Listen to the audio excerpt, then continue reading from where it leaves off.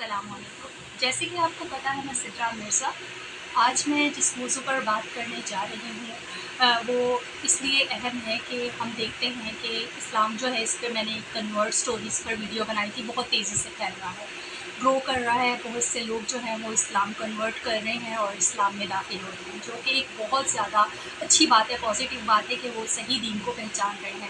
لیکن ہم نے ان لوگوں کے لیے بہت سی مشکلات پیدا کر دی ہیں۔ مشکلات کس طرح سے پیدا کی ہیں، میں اس کی طرف تھوڑی سی روشنی ڈالنا چاہوں گی کہ آپ لوگ یہ بات جانتے ہیں کہ کوئی انسان اگر اپنے دین کو چھوڑ کر اسلام میں داخل ہوتا ہے تو وہ اس کے اوپر اللہ تعالیٰ کا بہت فضل اور بہت کرم ہوتا ہے۔ ہم جتنی مرضی کوشش کر لیں، کوئی اسلام قبول نہیں کرتا جب تک اللہ اس کو ہدایت نہ دے۔ لیکن جب اللہ تعالیٰ نے ہدایت دے دی اور کسی کو اسلام میں داخل کر دیا، اس کے بعد سب سے پیچیدہ عمل جو ہوتا ہے وہ اس کو سمجھنے میں ہوتا ہے کہ جب وہ ریسرچ کر رہا ہوتا ہے، قرآن پاک پڑھ رہا ہوتا ہے، مطالعہ کر رہا ہوتا ہے اسلام کا، اس کا دماغ جو ہے وہ کھل رہا ہوتا ہے۔ اور اصل یہی ہے کہ ہم اسلام میں جب داخل ہوتے ہیں، سب سے مین ہے کہ اللہ ایک ہے، حضرت محمد صلی اللہ علیہ وآلہ وسلم اللہ کے آخری رسول ہیں، اور قرآن مجید جو ہے وہ اللہ کی آخری کتاب ہے۔ یہ اگر ہم ان تعلیمات پر عمل کریں تو ہم کسی کے راستے میں رکاوٹ نہیں بنیں گے۔ لیکن یہاں پہ میں بات کر رہی ہوں کاسٹ سسٹم کی۔ یہ جو الگ الگ یعنی کہ کاسٹ میں لوگوں نے ایک دوسرے کو باندھا ہوا ہے، کوئی دیوبند ہے، کوئی بریلوی ہے، کوئی اہل تشیع ہے، کوئی سنی ہے، کوئی اہل حدیث ہے، کوئی اتنے زیادہ فرقے بنا دیے۔ فرقوں کی وجہ سے ان لوگوں کے لیے بہت مصیبت ہے، مشکل ہے جو لوگ اسلام میں داخل ہوتے ہیں۔ اب اگر کسی نے نیا نیا اسلام قبول کیا ہے، وہ نماز سیکھ رہا ہے، پڑھنے کی کوشش کر رہا ہے، اسلام کو فالو کر رہا ہے، تو جو بائی برتھ مسلم ہے نا، جو شروع سے ہی اسلام قبول کرے ہوئے ہیں اور جو کہتے ہیں ہم کو یعنی کہ ہم تو شروع سے مسلم ہیں اور سو کالڈ ہمارا تو مذہبی اسلام ہے، وہ لوگ ان لوگوں کے لیے مشکلات اس طرح سے پیدا کرتے ہیں۔ جو نیو مسلمز ہیں ان کو کہتے ہیں آپ جو نماز پڑھ رہے ہو آپ کا طریقہ بالکل غلط ہے، اس طرح نہیں، اس طرح پڑھیں۔ آپ ان کو نا اس طرح سے عالم بن کے نصیحتیں کرنا شروع کر دیتے ہیں۔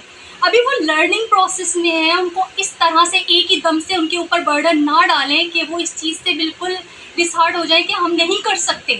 آپ ان کو اگر بتانا بھی چاہتے ہیں، ہر کوئی کوشش کرے گا، دھکیلے گا کہ یہ ہمارے فرقے میں آ جائے، اس نے نیو اسلام قبول کیا۔ شیعہ چاہیں گے کہ وہ شیعہ بن جائے، سنی چاہیں گے وہ سنی بن جائے، اہل حدیث چاہیں گے وہ اہل حدیث بن جائے، بریلوی چاہیں گے وہ بریلوی بن جائے۔ ہر کوئی اپنے فرقے میں لانے کی کوشش کرے گا اس کو، ہر کوئی زور لگائے گا کہ یہ نیو مسلم ہے تو کیوں نہ یہ جب اس نے اسلام قبول کیا ہمارے فرقے میں آ جائے، کیوں یہ دوسرے فرقے میں جائے۔ تو دوسرے فرقے کے بارے میں جو ہے نا اس کے دماغ کو یعنی کہ نا چینج کرنے کی کوشش کریں گے، برین واشنگ شروع ہو جائے گی۔ اس کو خود تحقیق کر کے وہ جب آیا ہے تو اس کو مزید تحقیق کرنے دیں، اس کو خود سمجھنے دیں کہ کیا غلط ہے کیا صحیح ہے۔ آپ لوگ جب فرقہ واریت کے چکر میں پڑتے ہیں نا تو بہت زیادہ افسوس کے ساتھ کہنا پڑے گا، آپ لوگ بھی اپنے راستوں سے تھوڑا ہٹ جاتے ہیں۔ آپ لوگوں کو ان ہدایات پر عمل کرنا چاہیے کہ اللہ ایک ہے، حضرت محمد صلی اللہ علیہ وسلم اللہ کے آخری رسول ہے، اور قرآن مجید جو ہے وہ اللہ کی آخری کتاب ہے۔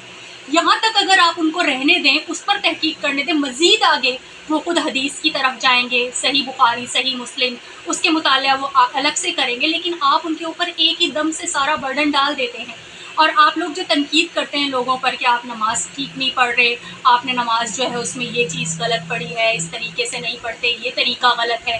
آپ کون ہوتے ہو کسی کو جج کرنے والے؟ جب اس نے اسلام قبول کیا ہے، اللہ نے جب اس کو اپنے راستے کی طرف ڈال دیا ہے تو اللہ اس کو مزید رہنمائی بھی دیں گے نا۔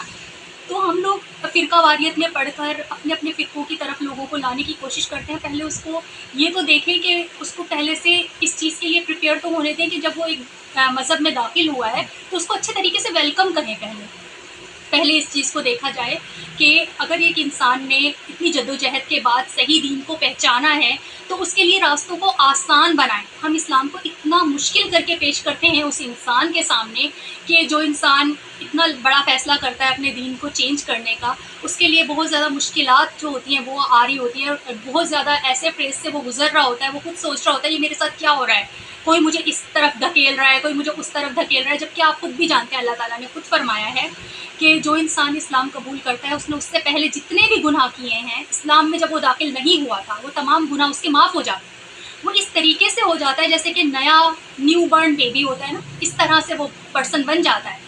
اس کے اوپر تمام گناہ جو ہیں وہ اللہ تعالیٰ کی طرف سے معاف کر دیے جاتے ہیں، اور پھر وہ اپنی زندگی کی شروعات نئے طریقے سے کر رہا ہوتا ہے۔ اور اس نئے طریقے سے جب وہ شروعات کر رہا ہوتا ہے تو اس کے لیے راستوں کو اتنا پیچیدہ نہ بنائیں، خدا را اس کو سمجھنے کی یعنی تھوڑی سی گنجائش دیں تاکہ وہ خود اسلام کو سمجھ سکے، فالو کر سکے، اور اپنے اپنے یعنی عقائد اس کے اوپر ابھی تھوپنے کی کوشش نہ کریں، کیونکہ جب اللہ تعالیٰ نے اس کو اتنی بڑی ہدایت دی ہے، اتنی بڑی توفیق دی ہے کہ وہ اسلام کے راستے پر چل رہا ہے، تو آگے اللہ تعالیٰ مزید بھی اس کے لیے آسانیاں کریں گے۔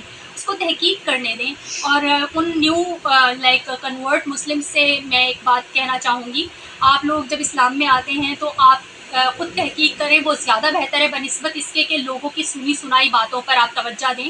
قرآن کا خود مطالعہ کریں، اپنی زبان میں بھی کریں، ترجمہ پڑھیں، تفسیر پڑھیں، اور اس کو خود جاننے کی کوشش کریں۔